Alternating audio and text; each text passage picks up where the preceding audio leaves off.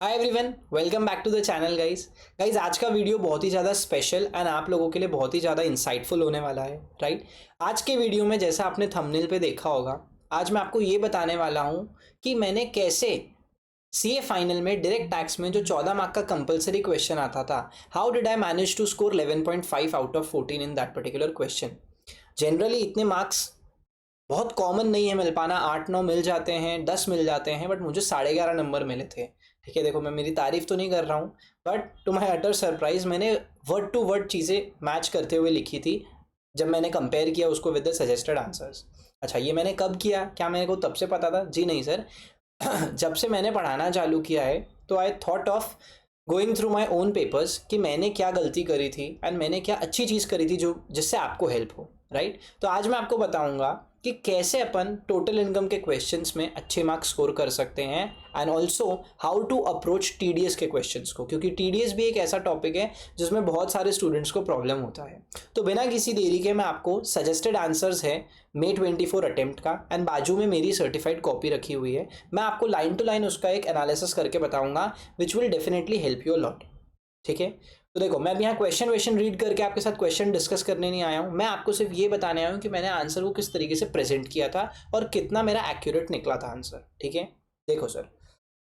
अच्छा, before I begin मैं आपको एक चीज़ और बता दूं, बहुत लोगों के डाउट आते हैं कि हमको टोटल इनकम में हम जो सोल्यूशन देखते हैं उसमें नोट्स बहुत डिटेल में होते हैं, उसमें सेक्शन का रेफरेंस होता है। क्या हमको भी सेक्शन का रेफरेंस देना है? क्या हमको भी नोट्स वैसे के वैसे देने रहते हैं जैसे आंसर सजेस्टेड आंसर में होते हैं? तो द आंसर इज बिल्कुल भी नहीं, अभी आप बस देखते जाना। ठीक है, देखो यहाँ पे क्या लिखा है, यहाँ पे इन्होंने मेंशन किया है, ठीक है, एक अमाउंट को, किस अमाउंट को मेंशन किया है? 95,000 लिखा हुआ है।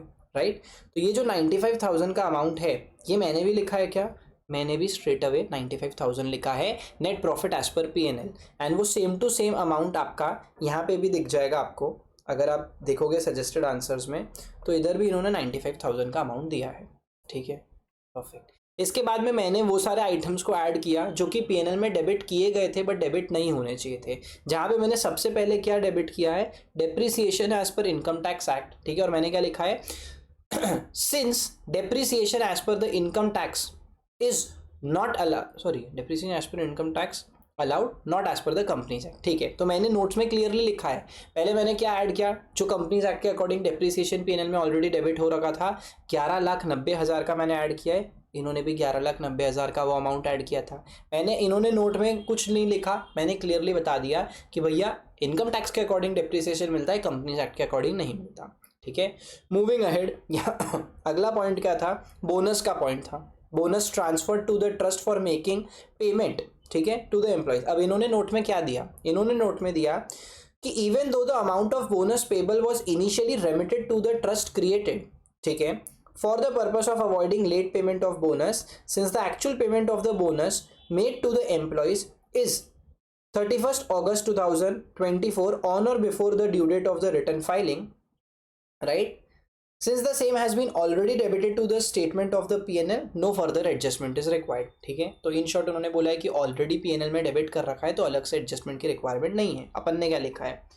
Although bonus was transferred to a trust but the same was paid before the due date of the return filing. ठीक है, thus allowed है, मतलब ये अलाउड होता है खर्चा, एंड क्योंकि उसको ऑलरेडी डेबिट करके रखा हुआ है therefore no treatment is required. ये यहाँ पे अपन ने कुछ भी चीज़ को ऐड नहीं किया है।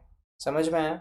चलो आ जाओ अगले पे। अब इन्होंने क्या लिखा है? रेगुलराइजेशन फीस का जो पेमेंट आपने किया था फॉर वायलेटिंग द लॉ, उसको आपने पीएनएल में डेबिट करके रखा है। ठीक है, डेबिट नहीं होना चाहिए था। सच एक्सपेंडिचर इज कंसिडर्ड, ठीक है, to be the expense prohibited by law. ये ऐसा एक्सपेंडिचर होता है जो कि प्रोहिबिटेड बाय लॉ होता है and it does not qualify for deduction under section 37। इन्होंने सजेस्टेड में 37 सेक्शन का मेंशन किया है। अपन ने क्या लिखा है? Since breach of law therefore it is not allowed. अपन ने भी क्लियरली बता दिया कि वायोलेशन ऑफ लॉ है। यहाँ पे अपन ने भी वो चीज़ लिखा है, ब्रीच ऑफ लॉ। ठीक है, with in the same thing 9.5 lakh रुपए ऐड कर दिए। इन्होंने भी वो अमाउंट को ऐड किया है। क्या लिखा मैंने नोट में? मैंने नोट में सिर्फ कीवर्ड्स लिखे हैं। मेरा फोकस सिर्फ और सिर्फ कीवर्ड्स पे है, जिससे सामने वाले को समझ में आ जाए कि मैंने अगर ऐड किया है तो किस रीज़न से किया है। मुझे पता है कि what is the actual reason behind the treatment, right? पूरा सजा धजा के लिखने का ज़रूरत नहीं रहता है, वो आपके एक्सप्लेनेशन के लिए लिखा हुआ होता है सजेस्टेड आंसर्स में। हम अगर इतना सब लिखने बैठ गए तो हम हमारा पेपर कंप्लीट नहीं कर पाएंगे। समझ में आया? चलो अगला पॉइंट है late fees to the government for the failure in performance of a contract. अब यहाँ पे इन्होंने कुछ भी नहीं किया है, नील किया है। अपन ने क्या किया है? अपन ने भी नील किया है। नोट में इन्होंने लिखा है it is not for the breach of law but was paid for the breach of contractual obligation. भाई तुम अगर कॉन्ट्रैक्ट का ब्रीच करते हो, उसके बदले में कुछ पेमेंट करते हो, वो अलाउड होता है, उसको एडबैक करने का जरूरत नहीं है, वो डिसअलाउड नहीं होता। ठीक है, अपन ने क्या किया है सर? अपन ने भी वो अमाउंट को, since it is a breach of contract and not law, मतलब वो ब्रीच ऑफ कॉन्ट्रैक्ट है, ब्रीच ऑफ लॉ नहीं है। ब्रीच ऑफ लॉ होता तो ऊपर की तरह अपने को एड बैक करना पड़ता था, बट ये तो ब्रीच ऑफ कॉन्ट्रैक्ट है तो अपने को मिल जाएगा। अपन ने ऑलरेडी डेबिट करके रखा है, अलग से उसको और कुछ करने का ज़रूरत नहीं है। अगला पॉइंट अगर आप देखो तो इन्होंने bank guarantee towards the deposit disputed tax liability बोला है। अब सेक्शन 43B क्या बोलता है कि कोई भी टैक्स, ड्यूटी, सेस और fee which is allowed as deduction if they are actually paid on और before the due date of the return filing. On और बिफोर द ड्यू डेट अगर आप उसको पे करते हो तो आपको उसका खर्चा अलाउ हो जाता है। आपने क्या किया है यहाँ पे? आपने क्लियरली लिखा है since disputed tax not allowed. ठीक है, क्योंकि डिस्प्यूटेड टैक्स है तो इट इज नॉट अलाउड। मैंने तो बहुत सिंपल, बहुत ही सरल भाषा में लिख दिया। ठीक है, बैंक गारंटी का अमाउंट 11 लाख का ऐड करना था, अपन ने भी ऐड कर दिया। ठीक है, क्योंकि वो एक डिस्प्यूटेड टैक्स होता है, उसका पेमेंट आपको नहीं मिलेगा अनलेस एंड अनटिल आप उसको पे कर देते हो। ठीक है, आ जाओ अगले पॉइंट पे।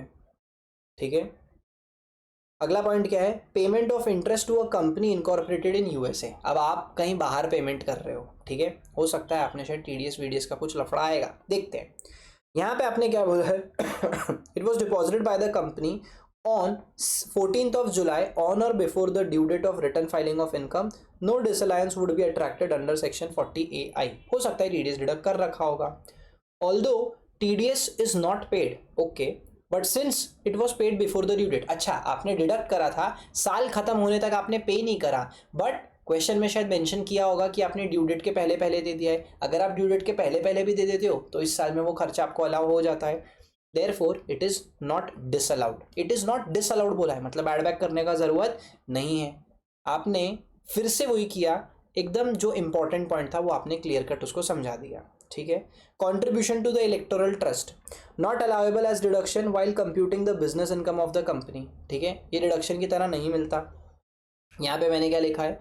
अच्छा, अपना एक्सपेंस का पीएनएल में डिडक्शन नहीं मिलता, पीएनएल में उसको डेबिट नहीं करने मिलता, बट इसका आपको 80 जीजीसी में डिडक्शन मिलता है। तो मैंने भी वही लिख दिया, since deduction under section 80 GGC is allowed, यहाँ से अलाउड नहीं होगा तो अपन ने 65,000 को एड बैक कर दिया, इन्होंने भी 65,000 को एड बैक कर दिया। समझ में आ रहा है कि नहीं आ रहा है? अच्छा, अब मेरा प्रेजेंटेशन देखना, मैंने यहाँ पे एक गड़बड़ करी। ये चीज़ की कोई ज़रूरत नहीं थी, over valuation of the closing stock का कोई भी ज़रूरत नहीं था। मैंने अननेसेसरी 199,200, ठीक है, 1,99,200 के अमाउंट को लिखा था, ये मेरी पहली गलती थी। So this was my first mistake. ठीक है, अब आप आगे आ जाओ। ठीक है, आगे आओ और देखो इन्होंने क्या किया है। सबसे पहले जो भी इनको 7.5 लाख रुपए का कैपिटल गेन का प्रॉफिट हुआ था, ठीक है भाई साहब, तुमको कैपिटल गेन हुआ है, कैपिटल गेन तुमने पीएनएल में क्रेडिट क्यों किया? क्लियर कट यहाँ पे आपको माइनस करना पड़ेगा। The same will not be taxable in the same will not be taxable in capital gain as well. देखो, पहले तो मैंने कैपिटल गेन लिख के ये बता दिया कि ये यहाँ आना नहीं चाहिए। आप यहाँ एक एक्स्ट्रा नोट ये भी लिख सकते थे कि since it is a capital gain it will be taxable under the head capital gain, but ये चीज़ कैपिटल गेन में भी टैक्सेबल नहीं होने वाली थी, इसीलिए मैंने नोट में क्या लिखा, same will not be taxable in the head capital gain as well. इसके अलावा आपका एक 4.5 लाख रुपए का शेयर्स बेचने पे और प्रॉफिट हुआ है, कैपिटल गेन हुआ है। यहाँ पे भी उसको भी मैंने ऐड बैक कर दिया, सॉरी माइनस कर दिया, क्योंकि आपने ऑलरेडी क्रेडिट कर रखा था capital gain on the listed shares, आपने उसको भी माइनस करवा दिया। ठीक है, 4.5 लाख रुपए का ये माइनस कर दिया। अब मेरी यहाँ पे डेप्रिसिएशन की जो वर्किंग थी ना, ये गलत थी। क्यों गलत थी? क्या मैंने एकदम उल्टा सीधा कर दिया था? कि जी नहीं, मैंने सिर्फ एक चीज़ पे एक मशीन पे डेप्रिसिएशन लेना मेरे से मिस हो गया था, वो एक मेरी दूसरी गलती। ठीक है, तो ये जो मेरा अमाउंट था 32,45,000 का, वो मैच नहीं हो रहा था। मैच नहीं हो रहा था क्योंकि इन लोगों के हिसाब से डेप्रिसिएशन का जो अमाउंट है वो डिफरेंट आ रहा था। अब देखते जाओ डेप्रिसिएशन का अमाउंट मैंने क्या निकाला था। देखो सर, आ जाओ डेप्रिसिएशन की वर्किंग पे, ये अपन पहुंच गए डेप्रिसिएशन की वर्किंग पे। अब अगर आप डेप्रिसिएशन की वर्किंग को ध्यान से देखो तो इनका पहला वाला आंसर कितना है, 95,000 का है। मैं थोड़ा जूम कर देता हूँ। पहला वाला आंसर 95,000 का है। अपन ने क्या किया है, अपन ने नहीं निकाला क्या 95,000, देखो ये रहा 95,000। अपन ने भी 95,000 का अमाउंट करेक्टली निकाला है। ये तो हो गया आपका पहला डिप्रिसिएशन, ठीक है, उन्होंने अपने को टिक भी किया। दूसरा उनका 11,25,000 का है, ये रहा अपना 11,25,000 का। अपन ने कोई नई मशीन खरीदी होगी, उस पर अपने को 75 लाख पे 15% का डिप्रिसिएशन मिला।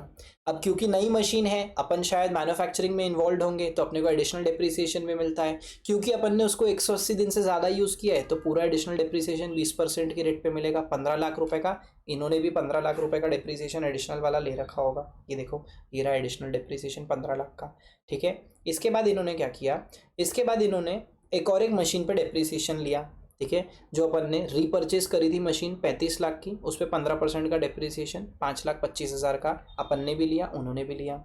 इसके अलावा एक डिप्रिसिएशन बनता था जो अपने से मिस हो गया, वो था ये 3,72,960 का, जो अपन मिस कर गए।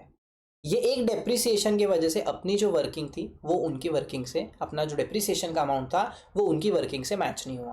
दैट वाज द रीज़न, मेरी दूसरी गलती हुई, that is incorrect depreciation working. मतलब आपको ये चीज़ का बहुत इंपॉर्टेंट है और ये चीज़ का आपको बहुत ध्यान रखना पड़ेगा कि अपने पास टोटल कितनी मशीन है, कितनी मशीन्स पे अपने को डेप्रिसिएशन चार्ज करना है। ऐसा है क्या कि हमने साल के दौरान कोई नई मशीन खरीदी है, अगर नई मशीन खरीदी है तो उस पर डेप्रिसिएशन लेना भूलना नहीं है। यही नहीं, अभी और सुनिए, नई मशीन अगर आपने ली है तो कान खड़े हो जाने चाहिए कि कहीं हमको एडिशनल डेप्रिसिएशन तो नहीं मिल रहा, कहीं हम कोई मैन्युफैक्चरिंग में तो इन्वॉल्व नहीं है, ठीक है, किसी आर्टिकल के प्रोडक्शन में तो इन्वॉल्व नहीं है कि हम एडिशनल डेप्रिसिएशन के लिए एलिजिबल हो जाए। अगर ऐसा है तो एडिशनल डेप्रिसिएशन पे फोकस करना पड़ेगा। अच्छा, डेप्रिसिएशन के लिए ये भी ध्यान रखना पड़ेगा कि अगर हमने कोई नई मशीन खरीदी है तो उसको पुट टू यूज़ हमने कितने टाइम के लिए किया, क्योंकि उस पर पता चलेगा आधी रेट पे डेप्रिसिएशन मिलेगा या फुल रेट पे डेप्रिसिएशन मिलेगा। लाइकवाइज फॉर एडिशनल डेप्रिसिएशन, ये सारी चीज़ों का आपको ध्यान रखना है और उसका नोट भी देना है। अब आप नोट पे आओ, मैंने नोट दिया है क्या पूरा प्रॉपर, देखो सर, सबसे पहले मैंने यहाँ पे क्लियर कट लिखा है कि जो मेरा एडिशनल डेप्रिसिएशन था और जो मेरा न्यू मशीन का डिप्रिसिएशन था वो install, since it was installed for more than 180 days, इसीलिए मैंने फुल रेट का डिप्रिसिएशन लिया है। लाइकवाइज अगर मैं हाफ रेट का लेता ना तो मेरे को नोट में लिख देना पड़ता था कि अप टू 180 डेज के लिए आपने पुट टू यूज़ किया है। समझ में आया? ये हो गया आपका पहला वर्किंग नोट। एक चीज़ पे आपको ध्यान देना पड़ेगा यहाँ पे अगर आप देखो तो मैंने जो रेट लिया है ना डिप्रिसिएशन का, मतलब मेरे को रेट तक याद था। क्या रेट याद होता है? अबे रेट याद करना है, क्वेश्चन में हमेशा वो आपको रेट दे ऐसा ज़रूरी नहीं है। आप हमेशा अज्यूम करके चलना कि वो रेट आपको नहीं देगा, आपको रेट अलग से याद करके जाना पड़ेगा। समझ रहे हो कि नहीं समझ रहे हो? ये पहला रेट 15% का नॉर्मल डिप्रिसिएशन के लिए और ये दूसरा रेट 20% का एडिशनल डिप्रिसिएशन के लिए। ये रेट्स भी बहुत इंपॉर्टेंट है, आपको इनको याद रखना पड़ेगा। समझ में आया? I hope I am clear. चलो आ जाओ थोड़ा ऊपर। डेप्रिसिएशन का मेरा काम बिगड़ा, ठीक है, उसके वजह से क्या हुआ, डेप्रिसिएशन का काम बिगड़ने की वजह से मेरी जो ग्रॉस टोटल इनकम थी वो टैली नहीं हुई, राइट। मेरी जो ग्रॉस टोटल इनकम थी उसमें गड़बड़ हो गई, राइट। ये देखो, कहाँ गए बॉस, गलत कर दिया क्या कुछ?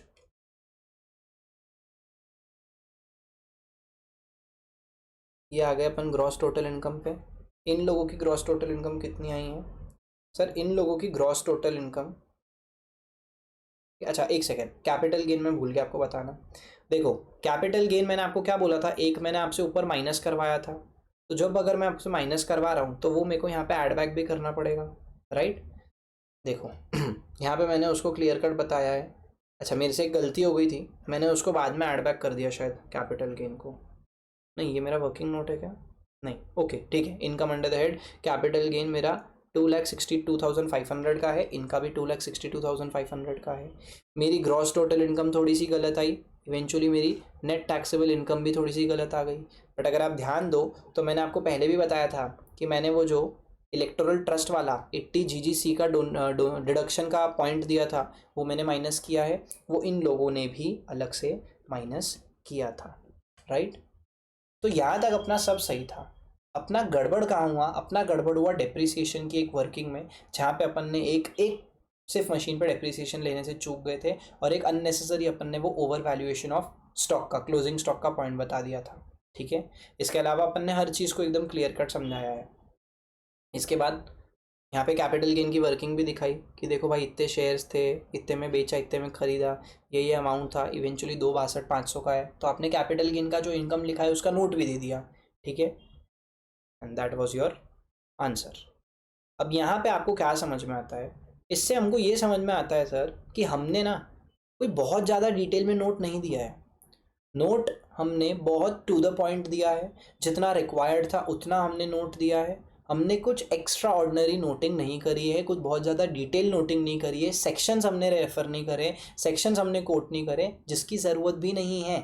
अगर बिना सेक्शन कोट करे एकदम टू द पॉइंट नोट लिखे, मुझे 11:30 आए हैं तो आपको क्यों नहीं आएंगे? बिल्कुल आएंगे। बस एक चीज़ का ध्यान रखना है कि प्रेजेंटेशन थोड़ा नीट एंड टाइडी रखना है, लाइन छोड़नी है हर एक नोट के बाद, so that mix and match ना हो, गड़बड़ ना हो, खिचड़ी ना बन जाए आपके पेपर में, ठीक है। ये सारी चीज़ों का, बेसिक चीज़ों का अगर आप ध्यान रखोगे, आई बेट यू कि आप भी टोटल इनकम के क्वेश्चन में बहुत अच्छे मार्क्स स्कोर करोगे। ये तो फाइनल लेवल का क्वेश्चन है। अब जैसे मैं ज़्यादातर, मेरा ऑडियंस इंटर स्टूडेंट्स का है, तो इंटर स्टूडेंट्स को तो बिल्कुल भी घबराने का ज़रूरत नहीं है, क्योंकि आपके एडजस्टमेंट्स थोड़े सिंपल होते हैं। आपको डेप्रीसिएशन पे इतना ज़्यादा वो नहीं खेलेगा, ठीक है। आपको डेप्रीसिएशन पे पॉइंट ज़रूर आएगा, बट दैट विल बी एकदम straight to the point point होगा। आपको रेट याद है, बिल्कुल उसको प्लस माइनस करके आप उसका एडजस्टमेंट कर सकते हो। बट ये सारी चीज़ें आपको भी फॉलो करनी है इंटर स्टूडेंट्स, ठीक है। लाइन छोड़नी है, टू द पॉइंट नोट लिखना है, और टोटल इनकम के क्वेश्चन को एंड में चालू करना है। समझ में आया क्या? मैंने ये क्वेश्चन एंड में चालू किया था, लास्ट के आई गेस 15 मिनट्स बचे होंगे जब मैंने ये क्वेश्चन चालू किया था, एंड उसके बाद मुझे 14 में से 11.5 नंबर आए थे। तो आई एम डेड श्योर कि आपको भी आएंगे, but you just need to stay calm. आपको खुद पे भरोसा रखना है, आप फोड़ लोगे, ठीक है। अब आ जाओ फटाफट से आप टीडीएस पे। देखो टीडीएस भी जो है ना, बहुत ही स्कोरिंग टॉपिक होता है। अगर मैं इंटर स्टूडेंट्स की बात करूं, या फॉर दैट मैटर फाइनल की बात करें, भाई आपको टीडीएस तो सेम ही रहने वाला है। There is nothing is going to change, ठीक है। टीडीएस में जो फाइनल पे आया है वो सेम टू सेम इंटर में भी पूछा जा सकता है, एंड वाइस वर्सा। अब आ जाओ आप फटाफट से टीडीएस पे। देखो टीडीएस में अगर आप देखोगे ना, तो सबसे पहले मैंने कौन सा अटेम्प्ट करा था, क्वेश्चन नंबर 4A का थर्ड वाला। अभी थर्ड वाले क्वेश्चन पे आओ आप। थर्ड वाले क्वेश्चन में वो आपसे बात कर रहा है अबाउट सेक्शन नंबर 194O, यानी कि ई कॉमर्स ऑपरेटर वाला सेक्शन, ठीक है। अगर अपन ई कॉमर्स ऑपरेटर के थ्रू कुछ पेमेंट गुड्स बेचते हैं, तो ई कॉमर्स ऑपरेटर जो ई कॉमर्स पार्टिसिपेंट को पेमेंट करता है, अगर वो अप टू 5 लाख है तो उस पर टीडीएस नहीं कट होता, बट अगर 5 लाख के ऊपर है तो 0.1% की रेट से टीडीएस कट होता है। पहले 1% की रेट से हुआ करता था, यही बोलता है सेक्शन। मैंने आपको क्लियर कट बताया था, क्लास में भी मैंने मेरे स्टूडेंट्स को ये चीज़ बोली थी कि टीडीएस में सिंपल प्रोसीजर फॉलो करना है। प्रोविजन टीडीएस में नहीं, इनफैक्ट कोई भी डीटी का या आईडीटी का थ्योरी क्वेश्चन आता है, प्रोविजन लिखना है, फैक्ट्स लिखना है, कंक्लूजन लिखना है। टीडीएस में और क्या चीज़ों का ध्यान रखना है, आपको सेक्शन का नाम आना चाहिए, सेक्शन का नंबर पता होना चाहिए, उसकी रेट पता होनी चाहिए, उसका एग्जेम्पशन अमाउंट पता होना चाहिए, और अगर क्वेश्चन उस सेक्शन के कोई इंपॉर्टेंट पॉइंट पे पूछा गया है तो आपको वो इंपॉर्टेंट पॉइंट को भी प्रोविजन में केटर करना पड़ेगा। जब प्रोविजन पूरा लिख दिया तो फिर आगे का काम तो बहुत हलवा होने वाला है। देखो यहाँ पे टीडीएस 8 मार्क का आया था मेरे अटेम्प्ट में फाइनल में, ठीक है। मुझे उसमें से 7 नंबर मिले थे। हमारे को 3 पार्ट्स आए थे, 1 2 3, ठीक है। 3 मतलब 2 पार्ट्स 3-3 मार्क के थे, और एक पार्ट हमारा 2 मार्क का था, ठीक है। तो मेरे को 3-3 वाले में 2.5 मिले थे, और 2 मार्क वाले में मेरे को फुल मिले थे। ये है थर्ड वाला पॉइंट जिसमें मुझे फुल मिले। मैंने क्या लिखा है और इंस्टीट्यूट ने क्या लिखा है, फटाफट से मैं आपको समझा देता हूँ। देखो थर्ड पॉइंट में इंस्टीट्यूट का क्या कहना था। इंस्टीट्यूट का कहना था कि भैया as per section number 194O TDS कटता है 1% की रेट पे, ठीक है। किस अमाउंट पे? 4,90,000 के अमाउंट पे। Is also required to be deducted at the rate 1% on the payment of 60,000, जो कि डायरेक्टली पे किया जा रहा है टू XYN कंपनी। बराबर है। इन्होंने ओ बता दिया, ई कॉमर्स ऑपरेटर का मेंशन कर दिया, रेट बता दिया, अमाउंट बता दिया, ठीक है। अब देखो मैंने क्या किया है, और यहाँ पे इन्होंने कैलकुलेट करके भी बता दिया कि 1% की रेट पे कितना कट होगा। अब देखो अपन ने क्या लिखा है, अपन ने पहले बता दिया सेक्शन 194O, ठीक है। थोड़ा जूम कर लेते हैं। अपन ने उसको पहले ही समझा दिया कि भाई हम बात कर रहे हैं यहाँ पे सेक्शन 194O की। उसके बाद अपन ने उसको बता दिया कि यहाँ पे टीडीएस कटता है 1% की रेट से। समझ में आया? टीडीएस काटने का ज़रूरत नहीं रहेगा आपको, ठीक है, not required to deduct the TDS if the gross amount of the sale is up to 5 lakh for a year. ये भी समझा दिया कि अगर 5 लाख तक का है तो काटने का जरूरत नहीं है। TDS कटेगा 5% की रेट पे अगर पैन फर्निश नहीं किया जाता है बाय द पे। ये भी समझा दिया, मतलब पूरा डिटेल में प्रोविजन लिख दिया। अब आ जाओ मेन आंसर पे। मेन आंसर में अपन ने उसको क्या लिख के बताया है, अपन ने क्लियरली बोला है कि 1% की रेट से आपका TDS कट होगा। Since the pay is XYN company which is not an individual, TDS will be deducted at the rate 1% on the gross amount of the sales that is 4,90,000। ठीक है, even though it is less than 5 lakh rupees, assuming XYN company has furnished the PAN और else it will be 5% का rate. मतलब आपने ये भी समझा दिया कि ये हम अज्यूम कर रहे हैं कि उसने पैन फर्निश किया है, अगर पैन फर्निश नहीं करता तो उस पर कितना TDS कटता, 1% की रेट से TDS कटता था। समझ में आएगा सर? क्लियर है? 2 मार्क का था, मुझे कितने मिले? मुझे 2 में से 2 मिले। समझ में आया? ये देखो 2 मार्क का सवाल था, मुझे कितने मिले? मुझे 2 में से 2। ठीक है, ये तो हो गया थर्ड वाला। अब आओ आप लोग सेकेंड वाले पे। सेकेंड वाला आंसर क्या बोलता है? मैंने सेकेंड ही किया है क्या इसके बाद? जी हाँ, मैंने इसके बाद सेकेंड ही किया है।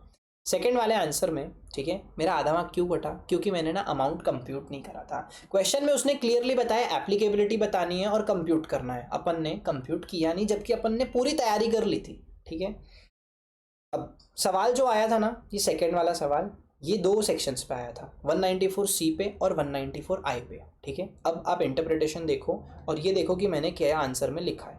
इन्होंने आपको पहले बताया कि 194C सेक्शन है, ठीक है, 194I सेक्शन है, क्योंकि उसका टर्नओवर प्रीवियस ईयर में 1 करोड़ से एक्सीड हो रहा है तो इज एलिजिबल। RJ चाय वाला पॉइंट मैंने आपको बताया था। यहाँ पे TDS डिडक्ट होगा कितना? 1% ऑन 5 लाख रुपीज़, जो कि होगा 5,000 रुपये का। ये देखो, ठीक है, ये समझ में आ गया। इसके बाद में is also required to deduct TDS at the rate 10% under section 194I।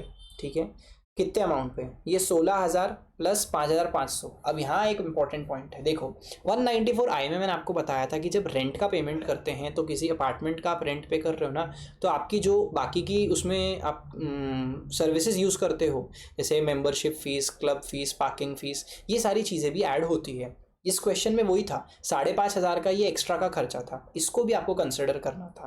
तो यहाँ अपन ने गड़बड़ नहीं करी, अपन ने ये चीज़ को बिल्कुल कंसिडर करके चला। ठीक है, अपन ने सबसे पहले 194C का रेफरेंस दे दिया।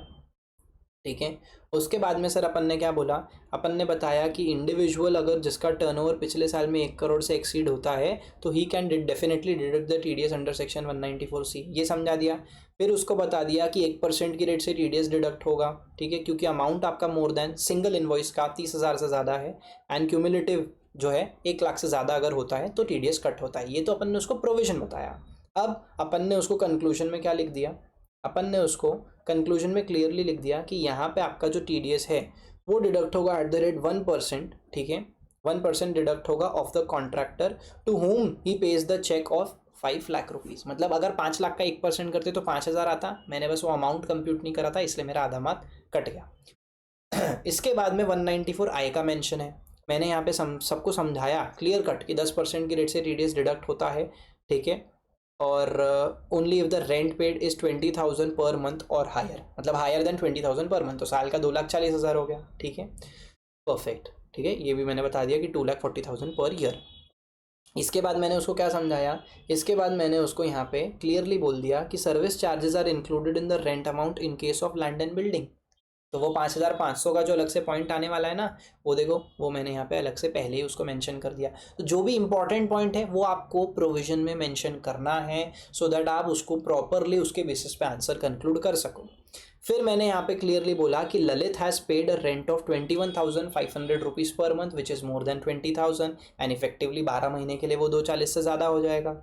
ठीक है, विच विल एक्सीड 2,40,000। ब्रैकेट में समझाया कि 21,500 कहाँ से आया? 16,000 का तो रेंट है और 5,500 की एडिशनल सर्विसेज है। Therefore TDS is liable to be deducted at the rate 10% of the pay. ये अपन ने कर दिया आंसर को कंक्लूड। प्रोविजन अलग से लिख दिया। ठीक है, ये रहा अपना प्रोविजन का पार्ट, 194C का, और उसको कंक्लूड कर दिया। फिर 194I का, और उसको भी अपन ने डिटेल में कंक्लूड कर दिया। I hope I am clear. अब आ जाओ फर्स्ट पार्ट पे। अब जो फर्स्ट पार्ट है ना, वो CA फाइनल में एक सर्कुलर होता है, सैलरी के पॉइंट पे 192 में, सेक्शन 192 में ना एक पॉइंट आता है जहाँ पे बोला जाता है कि अगर अपन कोई रेस्टोरेंट में खाना खाने जाते हैं तो अपन जब पेमेंट करते हैं, अपन जो टिप देते हैं, तो वो टिप क्या उनके सैलरी का पार्ट है? आंसर इज नो, क्योंकि आपका और उनका कोई एम्प्लॉयर एम्प्लॉय का रिलेशनशिप नहीं है। आप डायरेक्टली टिप पे करते हो वेटर को, जो वेटर के पास जाता है पैसा, उस पर टीडीएस कट होगा क्या? उस पर टीडीएस कट नहीं होगा। This is the actual provision. अब सवाल आया, आंसर में अपन ने क्या लिखा वो देखो। उन्होंने क्लियरली पहले बताया आपको, अपन ने पहले क्या लिखा ये देख लो। अपन ने यहाँ पे सेक्शन 192 का मेंशन दिया, ठीक है। Tips paid by the guest by the way of charge to the credit cards up to और नेट बैंकिंग, ठीक है, in the bills does not form part of the salary of the employees, ठीक है। Clearly समझा दिया उसको कि वो सैलरी का पार्ट नहीं बनता।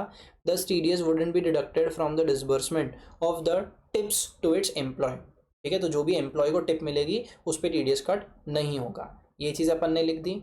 इसके बाद अपन ने बोल दिया कि यहाँ पे company should not deduct the TDS from the disbursement of any of the tips to the employees, ये भी अपन ने उसको डिटेल में समझा दिया, ठीक है। अपन ने आंसर क्या किया, थोड़ा हाफ हार्टेड लिखा, अपन ने आंसर को थोड़ा शॉर्ट में निपटाया, बट स्टिल अपन ने सारे पॉइंट्स को उसमें कवर कर लिया था। अब अगर आप यहाँ पे देखो तो यहाँ पे ये सेम पॉइंट आपको कितने मार्क का आया था? ये आपको क्वेश्चन आया था 3 मार्क का। 3 मार्क का था क्या फर्स्ट वाला? यस 3 मार्क का था। अपने को 2 नंबर मिले। अच्छा आधा नहीं, अपना 1 मार्क कटा यहाँ पे। क्यों 1 मार्क कटा? क्योंकि अपन ने हाफ हार्टेड आंसर लिखा। इनका आंसर देखो, इन्होंने क्या लिखा है, पहली लाइन में जो हाईलाइटेड पार्ट है वो बोलता है कि the person responsible for paying the employee was not the employer at all but a third person namely the guest. पहली चीज़, आपने एम्प्लॉयर एम्प्लॉय के रिलेशनशिप के बारे में बात नहीं की। Therefore would not be the payments made by और on behalf of an employer. हम जो टिप देते हैं वो हम एम्प्लॉयर के बिहाफ पे नहीं दे रहे, ठीक है, हम अपने तरफ से दे रहे हैं, उसमें एम्प्लॉयर एम्प्लॉय का कोई रोल नहीं है, वो सैलरी में आना नहीं चाहिए। ये चीज़ मेंशन करी है, अपन ने भी करी बट अपन ने बहुत शॉर्ट में करी।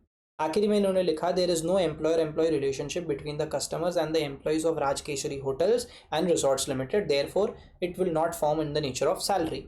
अगला पॉइंट अपन ने बताया, इन्होंने आंसर में लिखा है कि tips being received from the guest, मैं यहाँ की बात कर रहा हूँ, tips being received from the guest and not from the employer, section 192 would not get attracted at all in the hands of Rajkeshari Hotels and Resorts Limited, thus the company is not responsible for deducting tax। अपन ने भी same चीज़ लिखी but थोड़ा short में लिखा, half hearted answer होने की वजह से अपना 1 मार्क कट गया। 8 में से मुझे 6.5 मिले, मुझे और थोड़ा बेटर लिखता तो मेरे को 7.5 मिल जाते थे। क्यों सर? यहाँ थोड़ा और अच्छे से लिख लेता था तो आधा मार्क और मिल जाता था, और ऊपर जो मैंने वो पूरा सब कुछ लिख के अमाउंट कंप्यूट करके उसको अलग से अमाउंट नहीं दिखाया, इसके वजह से मेरा 1.5 मार्क कट गया। समझ में आया क्या? I hope this will help. मैं आपको ये दोनों फाइल्स अटैच कर दूंगा, आप इसको डेफिनेटली एक्सेस कर सकते हो, ठीक है। और आप समझ लेना इसको अच्छे से एक बार पढ़ के कि आंसर को लिखा कैसे जाता है, टोटल इनकम के क्वेश्चंस को स्पेसिफिकली एंड टीडीएस के क्वेश्चंस को, क्योंकि ये दोनों चीज़ आएगी।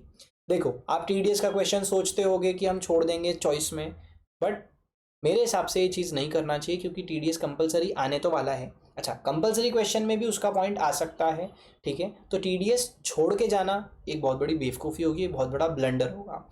इंस्टेड आई वुड सजेस्ट कि आप मेरे मेमोरी टेक्निक ज़रूर देखना एक बार, आपको टीडीएस एकदम हलवा लगने लग जाएगा, बहुत कम टाइम में आपका पूरा टीडीएस कवर हो जाएगा।